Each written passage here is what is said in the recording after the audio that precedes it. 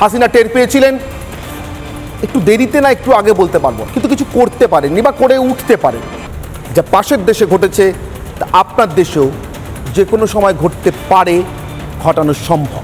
তিমুরের মতো বাংলাদেশেরও একটা অংশ নিয়ে তারপরে চিটাগাং, মিয়ানমার, এখানে একটা খ্রিস্টান স্টেট বানাবে, বে অফ বেঙ্গলে একটা ঘাঁটি করবে। তার কারণ হচ্ছে যে বে অফ বেঙ্গল এবং ভারত মহাসাগর এই জায়গাটার উপরে অনেকেরই নজর, তো সেটা আমি হতে দিচ্ছি না। এটাও আমার একটা অপরাধ। কারণ এখানে মানে এয়ারবেস করে কার উপর হামলা করবে যদি একটা দেশকে দেখানো হয়, কিন্তু সেটা তো না। আমি তো জানি আরো কোথায় যাবে।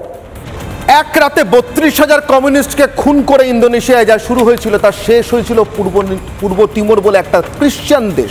খ্রিস্টান, মাথায় রাখবেন, একদম জাতের নাম, ধর্মের নামে দেশ তৈরি করে যারা ধর্মনিরপেক্ষতার পাঠ পড়ায় দেশের সাংবাদিকদের, গুগল নিউজে ক্লাস করায়। আর কোন কোন সংগঠন, কোন কোন সাংবাদিক আছেন দেখে নিতে পারেন, ওটারও প্রমাণ আছে, আমি নাম করছি না তাদের। চিত হয়ে থুতু ফেললে নিজের গায়ে পড়ে।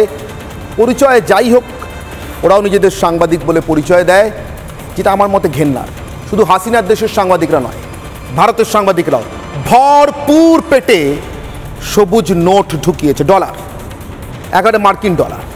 আমার আজকের অনির্বাণের অগ্নিবাণ, গুপ্তরাষ্ট্রের বিরুদ্ধে এটা কি আমাদের অখণ্ডতা রক্ষার লড়াই?